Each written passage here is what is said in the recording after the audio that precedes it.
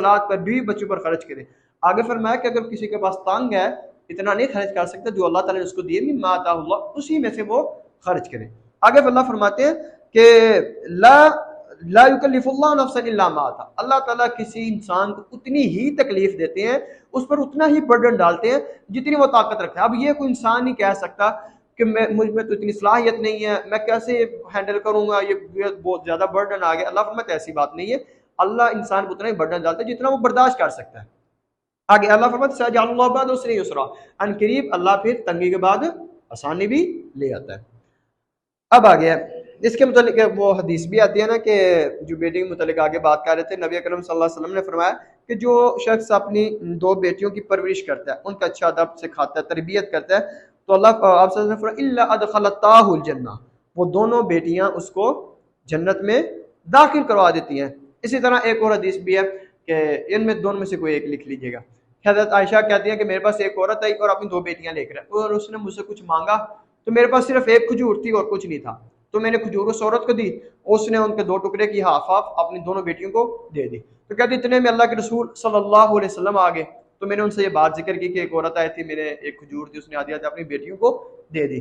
तो उस वक्त आप सल्लल्लाहु अलैहि वसल्लम ने फरमाया कि ये वो बेटियां जिनकी वालिदैन ने परवरिश की, उनका अच्छा अदब सिखाया, उनके खाने पीने का ख्याल रखा, उनके रिज़्क का, उनके पहनने का एहतमाम किया, कुन्न लहू सित्रम मिनन नार, ये बेटियां ही क़यामत वाले दिन उसके जहन्नुम के आगे ये पर्दा बन जाएंगी, एक दीवार बन जाएंगी, उससे जहन्नुम में जाने से रोक ले। इसलिए बेटी बहुत बड़ी चीज़ है, जन्नत में भी दाखिल करेंगी और जहन्नुम से भी बचाएंगे। काश के हम इस बात को समझ रहे हैं। अब आ गया तरबियत का हक। तरबियत वालिदैन को शुरू से ही करनी चाहिए, तब भी जाकर बड़े होकर वो ठीक से तरबियत होती है। आप सल्लल्लाहु अलैहि वसल्लम ने फरमाया मुरू औलादकुम बिस्सलाती वहुम अबनाउ सब'i सिनीन, अपनी औलादों को जब 7 बरस के हो जाए नमाजों का हुक्म दो। आगे फरमाया वदरिबू अलैहा वहुम अबनाउ अशरि सिनीन, और अगर वो 10 बरस के हो जाए नमाज ना पढ़े तो तुम उनको मार कर डांट कर भी नमाज पढ़ाओ। ये आप वसल्लम हुक्म दिया है, तरबियत बताई है कि औलादों किस तरह तरबियत करो। 7 साल में कहना शुरू कर दो, मस्जिद में लेके जो साथ पढ़ाओ।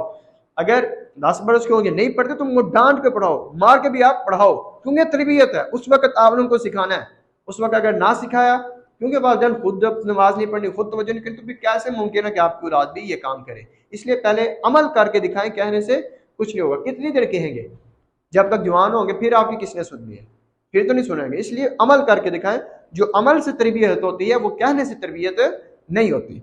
इसलिए आप फरमाया वफ़र्रिक़ू बैना फ़िल मवाजी, जब 10 बरस के हो जाए, तरबियत में यह भी है कि उनके बिस्तरों को जुदा कर दें। 10 बरस के हो जाए तो सब बच्चों के बिस्तर जुदा जुदा अलग अलग हो जाए। अब ये भी वालिदैन को, वालिदैन का हक है कि उनकी अच्छी तरबियत करें, क्योंकि आप सल्लल्लाहु अलैहि वसल्लम ने यह भी तो फरमाया ना अक्रिमू औलादकुम व अहसिनु अदबहुम, कि अपनी औलाद को उनको इज्जत दो, उनको उनकी तकरीम करो, उनको हर जगह इंसल्ट ना करो, बुरा भला हर वक्त ना कहते रहो, बल्कि उनकी इज्जत करो। और वहसिनु अदबहुम, और उन्हें अदब सिखाओ, और उन्हें अदब सिखाओ। ये भी वालिदैन का हक है, क्योंकि तरबियत औलाद की नबवी मिसाल मिलती है कि आप सल्लल्लाहु अलैहि वसल्लम ने कैसे तरबियत की।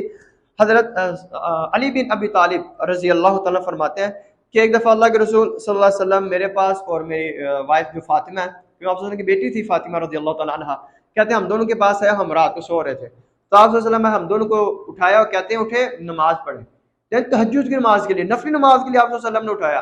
आपकी औलाद थी ना, आपने तरबियत की, उठो तहज्जुद पढ़ो, नमाज पढ़ो। तो उन्होंने नमाज पढ़ी। कहते फिर हम में कुछ सुस्ती है, तो दोबारा आप वसल्लम आए, फिर उस वक्त कहा कि अली फातिमा उठो नमाज पढ़ो। अब देखिए अपने गिरेबानों में, अपने घरों में झांकिए कि आप अपने औलादों को तहज्जुद पढ़ा रहे, इशराक पढ़ा रहे, आप तो फर्दी नमाज के लिए नहीं उन्हें इतना कह रहे जितना अल्लाह के रसूल सल्लल्लाहु अलैहि वसल्लम नफली नमाज के लिए उन्हें तरगीब दिया करते थे। इससे अपनी औलाद को देखिए आप कितना उनकी तरबियत कर रहे हैं, क्योंकि कल को आप भी वालिदैन बनेंगे इंशाअल्लाह। तो आपको ये लेक्चर इसलिए है कि ये तो खुसूसन अभी तो वालिदैन के लिए, लेकिन कल को आप भी वालिदैन बनेंगे, तो आपने इस बात को मद्देनजर रखना है कि आपने भी उनकी तरबियत इस नाज से करनी है। ठीक है, कि उनको फर्जी नमाजों का, नफली नमाजों का ये पाबंद बनाना है। उनको तो पता नहीं होता तहज्जुद क्या होती है, किसी को इशराक का नहीं पता, चास्ट का नहीं पता, तो ये कैसे मुमकिन है कि आप उनकी अच्छी तरबियत करेंगे। अल्लाह के रसूल सल्लल्लाहु अलैहि वसल्लम तो तहज्जुद के लिए भी उठा रहे हैं। इसलिए जिस घर में इस तरह की तरबियत हो, वही औलाद आपके मरने के बाद आपके जाने के बाद दुआ करेगी, वही आपके साथ औलाद वफा करेगी। अब आगे चलिए, शफकत और रहमत का हक, यानी औलाद से प्यार भी करना चाहिए, मोहब्बत भी करनी चाहिए, शफकत भी करनी चाहिए, वालिदैन का हक है। आप सल्लल्लाहु अलैहि वसल्लम ने एक दफ़ा हज़रत हसन बिन अली यानी हज़रत अली के बेटे को ना बोसा दिया, और आप वसल्लम के पास अकरा बिन हाबिस वो भी साथ बैठा हुआ था, उसके 10 बेटे थे अकरा बिन हाबिस के। तो जब देखा ना कि अल्लाह के रसूल ने बोसा दिया, कहते हैं मैंने तो आज तक अपने बेटों में से किसी को बोसा दिया ही नहीं है, यानी प्यार किया ही नहीं है। तो उस वक्त आप सल्लल्लाहु अलैहि वसल्लम ने फरमाया मल्ला यरहम ला युरहम, जो किसी पर रहम नहीं करता उस पर भी रहम नहीं किया जाता। यानी इससे पता चलता है कि अपनी औलाद से आपने प्यार करना है, मोहब्बत करनी है, शफकत करनी है, नरमी करनी है। आप करेंगे तो आप पर भी रहम किया जाएगा, आप पर भी शफकत की जाएगी। अब आप देखिए इसकी ना एक मिसाल हम ले लेते हैं। नबी अकरम सल्लल्लाहु अलैहि वसल्लम के दौर से मिसाल मिलती है कि आप सल्लल्लाहु अलैहि वसल्लम के बेटे थे इब्राहिम, उनकी जब वफात हुई ना तो उस वक्त आप सल्लल्लाहु अलैहि वसल्लम की कब्र के ना सरहाने पे बैठे हुए हैं। तो उस वक्त आप सल्लल्लाहु अलैहि वसल्लम छड़ी पकड़ी, ऐसे को रेत भी लें, तो आप सल्लल्लाहु अलैहि वसल्लम की आंखों से आंसू जारी हैं, आप सल्लल्लाहु अलैहि वसल्लम रो रहे हैं। तो हजरत अब्दुर्रहमान बिन औफ कहते हैं अल्लाह के रसूल सल्लल्लाहु अलैहि वसल्लम आप रो रहे हैं? तो आप सल्लल्लाहु अलैहि वसल्लम ने फरमाया जबन औफिन इन्ना रहमा, ये रहमत है, ये रहमत है, शफकत है, यानी अपनी औलाद की मोहब्बत की वजह से आंखों में आंसू आए। तो ये पॉइंट ले रहे हैं ना, औलाद फौत हुई है तो आंखों से आंसू, नोहे करने से आपने मना फरमाया, पीटना चिल्लाना ये वो ववेला करना इससे मना फरमाया, लेकिन आंखों में आंसू आ जाना ये एक फितरत है कि इंसान को दुख होता है, रहमत है। आपने फरमाया ये क्या है? रहमत है। जो हमारा पॉइंट था कि शफकत रहमत का हक है, औलाद फौत हुई है, बेटा दुनिया से गया, आप सल्लम की आंखों से आंसू हो, तो आप सल्लम ने फरमाया इन्नल ऐना तदमउ, आंखों में आंसू जारी है, आंखों से आंसू जारी है, वल कल्ब यहज़ुन, और दिल जो है बहुत गमगीन है, दिल बहुत गमगीन है, वला नक़ूलु इल्ला मा यर्दा रब्बुना, लेकिन हम वही बात कहेंगे जो हमारे रब को पसंद है। हम जोश और जज्बात में आकर कोई ऐसा कलमा नहीं कहेंगे जिससे अल्लाह नाराज हो। अब क्या कहना चाहिए? अल्लाह ताला फरमाते हैं अल्लज़ीना इज़ा असाबतहुम मुसीबा, जब ईमान वालों को मुसीबत पहुंचती है, तकलीफ पहुंचती है, कोई बेटा चला गया, बेटी चली गई, वालिदैन कोई भी चला गया, वावेला नहीं करते, नोहा नहीं करते, बल्कि क्या कहते हैं इन्ना लिल्लाहि व इन्ना इलैहि राजिऊन, कि यकीनन हम भी अल्लाह के हैं और हमने भी उस अल्लाह की तरफ लौट कर जाना है। ये मोमिन के अल्फाज होने चाहिए, ठीक है, इस पर सब्र करना चाहिए। अब लेक्चर मजीद लंबा हो रहा है कि एक मिसाल इसकी मिलती है सब्र की, कि आप सल्लल्लाहु अलैहि वसल्लम ने फरमाया कि आप सल्लल्लाहु अलैहि वसल्लम ने कब्र के पास गुजर रहे थे, वहाँ पे एक औरत बैठी हुई थी, तो वो रो रही थी, तो आप सल्लल्लाहु अलैहि वसल्लम ने फरमाया सब्र करो, ये क्या है कि आपसे गुजर गए। तो पीछे से कहने लगी, उसे नहीं था पता कि आप सल्लल्लाहु अलैहि वसल्लम ये क्या के गुजरे हैं। वो कहती है कि अगर आप पर ये मुसीबत आई होती ना तो आपको पता चलता कितना आसान है ये कहना कि सब्र करो। उसे नहीं था पता कि नबी करीम सल्लल्लाहु अलैहि वसल्लम मुझे क्या गए हैं, उसने इस तरह के अल्फाज कह दिए। तो बाद में बताया गया कि जिससे तुम हम कलाम तो अल्लाह के रसूल थे, उसे बहुत दुख हुआ, भागती भागती गई आप सल्लल्लाहु अलैहि वसल्लम के पास, कहते अल्लाह के रसूल माजरत में माफी चाहते, मुझे नहीं था पता कि वो आप है। तो आप सल्लल्लाहु अलैहि वसल्लम ने उस वक्त सब्र के डिफाइन किया, इन असब्र इंद सदमतिल ऊला, सब्र वो है जो सदमा पहुंचे साथ ही किया जाए, ठीक है, ये सदमा पहुंचे, तकलीफ पहुंची है, उस वक्त सब्र किया जाए, ये सब्र नहीं है। तकलीफ पहुंची, नोहा कर लिया, ववेला कर लिया, लोगों को बता दिया ये हो गया, फुना हो गया, मेरा ये लुट गया, ये सारे काम करके बाद में कहना साढ़ा ते सब्र ही, ये कह देते हैं हमारा तो सब्र ही है। ये क्या बात हुई? सारे काम तो आपने कर लिए, जो जो नाजायज वो सारे कर लिए, फिर बाद में क्या हमारा तो सब्र, ये सब्र नहीं है। आप सब्र इंद सदमतिल ऊला, सब्र वो है तकलीफ पहुंची है, मुसीबत पहुंची है, जुबान को मुंह को बंद कर ले, टेप लगा ले जरा, तो आंखों से आंसू जारी होते हैं, वो फितरत में चीज़ है, वो ठीक है हो जाए, लेकिन मुंह से अल्फाज नहीं कहना जो मेरे रब को मंजूर था, जो मेरे रब का हुक्म था वही हुआ है। इधर एक और पॉइंट भी समझ लीजिए कि अगर किसी को डेथ होती है ना, किसी की वफात पे जाते हैं, तो तज़ियत के लिए क्या कहते हैं? हाँ बहुत अफसोस हुआ है, क्या कहते हैं? बहुत अफसोस। यार अल्लाह के हुक्म पे कैसा अफसोस? अल्लाह की मर्जी से, अल्लाह ताला ने उसे फौत किया है, फिर कैसा अफसोस? बल्कि ये अल्फाज कह रहे हैं अल्लाह की मर्जी, जो अल्लाह की मर्जी, ये नहीं आइंदा कहना कि बड़ा अफसोस हुआ। यार अल्लाह के हुक्म पे कैसा अफसोस? अल्लाह के, आप कौन होते हैं अफसोस करने वाले? अल्लाह की मर्जी से इस दुनिया से गया ना, तो फिर आप कौन होते हैं अफसोस करने वाले? इसलिए अल्फाज ये कहेंगे कि जो अल्लाह का हुक्म, और बेहतरीन अल्फाज जो हदीस में मिलते हैं वो यही है, इन्ना लिल्लाहि मा अखज़ा व लहू मा आता व कुल्लुन इंदहु बिअजलिन मुसम्मन फलतस्बिर वलतहतसिब। ये तज़ियत के अल्फाज है, तो ये मुझे उम्मीद है किसी एक को भी नहीं आते होंगे, बहुत से काम हैं जिनको ये अल्फाज आते हैं। इसका मतलब क्या मैं आपको बता देता हूँ, इन्ना लिल्लाहि मा अख़ज़, यकीनन अल्लाह ही के लिए मा अख़ज़ जो उसने ले लिया, वलहु मा अता, वो भी उसी का जो उसने दिया था, जो अल्लाह ने लिया वो भी उसका था, जो उसने दिया वो भी उसी का है। अगर इन्ना लिल्लाहि मा अख़ज़ वलहु मा अता कुल्लुन इंदहु बिअजलिन मुसम्मन फलतस्बिर अल तहत, हर एक चीज का वक़्त मुकर्रर है, लिहाजा आप क्या करें, आप किसी को तसल्ली दे रहे हैं तज़कियत के, फलतस्बिर, आप सब्र कीजिए, वल तहतसिब, और अजर व सवाब की उम्मीद रखिए। ये असल तज़कियत है, ये अल्फाज है, तो ये किसी को भी नहीं आते, मुझे याद करें, मैं ग्रुप में भी ये सेंड कर दूंगा। अब देखिए पॉइंट बात कहाँ से चली गई। अब आगे चलिए, औलाद की तरबियत में है कि गलती पर सरजनिश करना, उन्हें सजा देना, उनको डांटना, उनकी सलाह करना। इसके मुतालिक हज़रत आयशा फरमाती हैं, कहती है एक दफ़ा क्या हुआ, मैं अरबी अल्फाज नहीं पढ़ा टाइम बचाने के लिए। हज़रत आयशा कहती है कि एक दिन फातिमा रज़ी अल्लाह तआला अन्हा, एक दिन मैं रो रही थी, तो आप सल्लल्लाहु अलैहि वसल्लम मेरे पास आए, कहते हैं मायूब की, आयशा क्या हुआ, क्यों रो रही हो आप? कहती है कि आपकी जो बेटी फातिमा है ना, उसने मुझसे ज़रा इस तरह की बात की है, कुछ इस तरह के अल्फाज किए हैं, तो मुझे अच्छे नहीं लगे, इसलिए मैं रो रही हूँ। तो आप सल्लल्लाहु अलैहि वसल्लम, अब बेटी की गलती थी ना फातिमा की, अब देखिए तरबियत कैसे करने लगे, बेटी को बुलाया फातिमा को, कहते बेटा इधर आओ, और पूछा फातिमा क्या तुमने आयशा से इस तरह की बात की है? कहती हाँ अल्लाह के रसूल मैंने इस तरह की बात की है। कहते देखो वो रो रही है। तो उस वक्त आप सल्लल्लाहु अलैहि वसल्लम ने फातिमा से कहा, फातिमा अलैसा तुहिब्बीना मन उहिब्बु, क्या तू उससे मोहब्बत नहीं करेगी जिससे मैं मोहब्बत करता हूँ? एक लफ्ज़ भी इस्लाह कर लीजिए, हम उर्दू में लफ्ज़ बोलते हैं मोहब्बत, मीम पे पेश, जबकि मीम पर ज़बर होती है, ठीक है, मोहब्बत। फातिमा से क्या कहते हैं आप सल्लल्लाहु अलैहि वसल्लम, कहते हैं फातिमा क्या तू उस शख्स से मोहब्बत नहीं करेगी जिससे मैं मोहब्बत करती हूँ? कहती है नाम करूंगी। तो फिर आप ने फरमाया तू उस शख्स से बुग़्ज़ नफरत नहीं करेगी जिससे मैं नफरत करता हूँ? कहती है भला या रसूलल्लाह क्यों नहीं, जिससे आप मोहब्बत करेंगे मैं भी उससे मोहब्बत करूंगी, जिससे आप नफरत करेंगे मैं भी उससे नफरत करूंगी। तो उस वक्त आप सल्लल्लाहु अलैहि वसल्लम ने फरमाया फ़इन्नी उहिब्बु आयशा था, मैं आयशा से मोहब्बत करता हूँ, फ़अहिब्बीहा, लिहाजा तू भी इससे मोहब्बत कर। ठीक है, तो इसके मुतालिक आता है कि हज़रत फातिमा कहने लगी कि जब आप सल्लल्लाहु अलैहि वसल्लम ने मुझसे यह बात कही थी ना, ला अक़ूलु ली आयशा शैअन युज़ीहा अबदन, कहते उसके बाद मैं हज़रत आयशा को कभी कोई तकलीफ नहीं दी थी।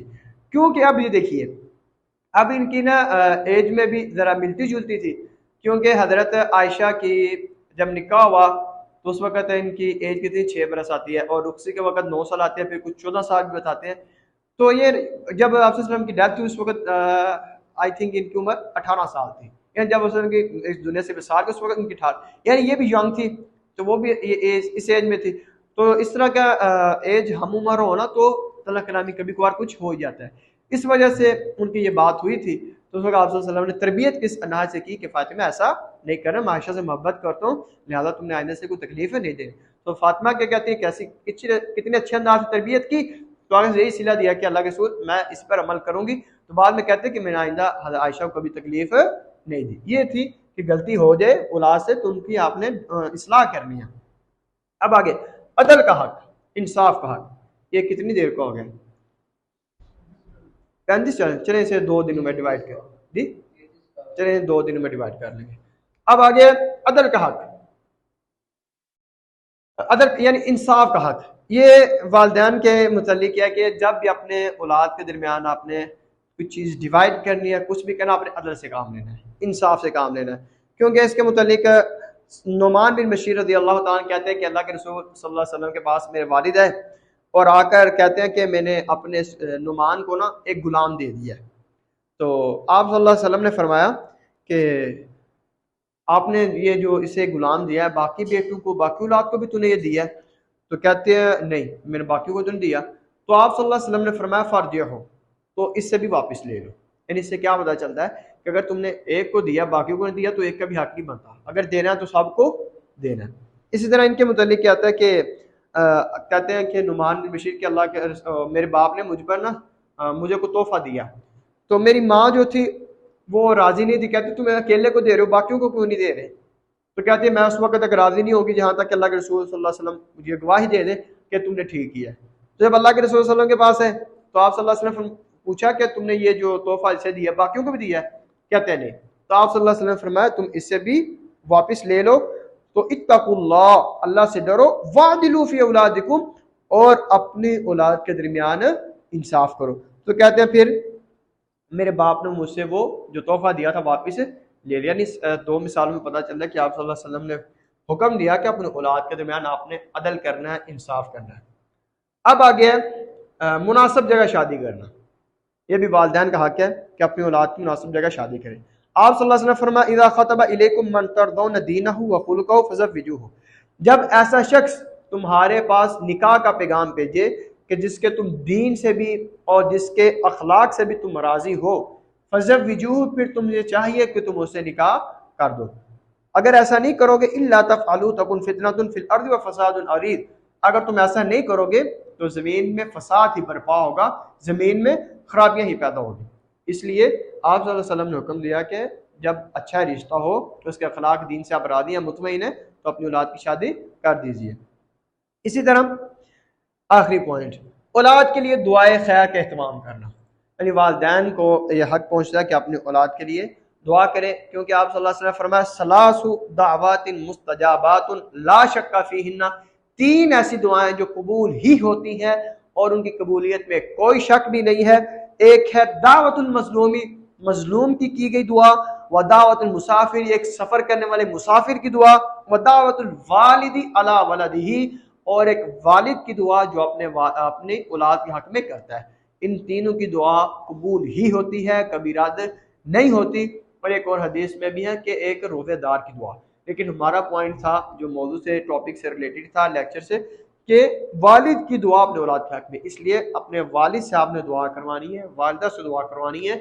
और सबसे बेहतर तरीका है कि आप ऐसे आमाल करें, ऐसे काम करें कि ऑटोमेटिकली उनके दिल से आपके लिए दुआएं निकलें। तो जब ऐसा होगा तो फिर ही उसका मज़ा आएगा कि दिल से निकली हुई दुआ। अगर ऐसे आप करवाएं, कह कर भी आपको करवा लेनी चाहिए, क्योंकि वालिद की दुआ कभी रद्द नहीं होगी। अपनी कामयाबी के लिए, अपने कामरानी के लिए, किसी भी फील्ड में आप कामयाब होना चाहते हैं तो अपने वालिदैन की दुआओं को सर फहरिस्त रखिए, फर्स्ट ऑफ ऑल रखिए, फिर वो काम शुरू कीजिएगा, इंशाअल्लाह अल्लाह उसमें बरकत भी डालेगा।